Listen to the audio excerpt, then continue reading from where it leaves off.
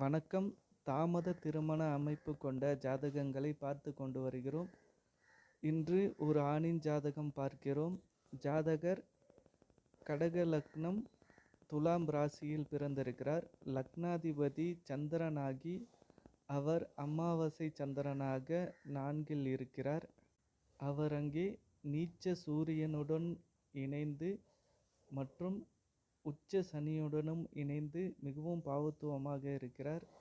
மேலும் லக்னத்தை சனி மற்றும் செவ்வாய் பார்க்கிறார்கள். இவர்களுடன் குரு இருந்தாலும் பாவகிரகங்கள் அதிகமாக இருப்பதால் குருவின் சுபத்தன்மையே இங்கே மாறிவிடுகிறது.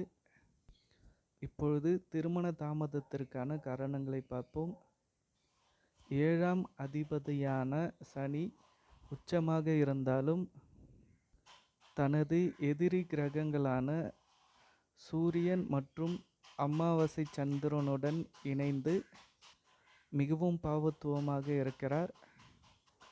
குடும்பஸ்தானத்தை சொல்லக்கூடிய சூரியன் நீச்சமாகி அமாவாசை சந்திரன் மற்றும் உச்ச சனியுடன் இணைந்து அங்கே மிகவும் பாவத்துவமாகி 2ஆம் வீட்டு வேலையை செய்வதற்கான குடும்பத்தை அமைப்பதில் தாமதப்படுத்துகிறார்.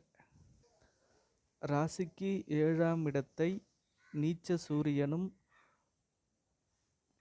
உச்ச சனியும் பார்த்து 7ஆம் இடத்தை கெடுக்கிறார்கள். 7ஆம் அதிபதி ராசிக்கு 3இல் மறைந்து கேதுவின் பிடியில் இருக்கிறார். திருமணம் சார்ந்த விஷயங்களை பார்க்கும் பொழுது ராசி மற்றும் லக்ன இரண்டையும் பார்க்க வேண்டும்.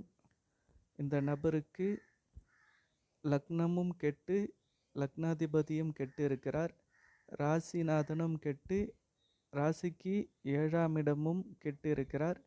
7ஆம் அதிபதியும் 3இல் மறைந்து கேதுவின் பிடியில் இருக்கிறார். இதனால்தான் இவருக்கு மிக அதிக திருமண தாமதம் ஆகிறது. வணக்கம்.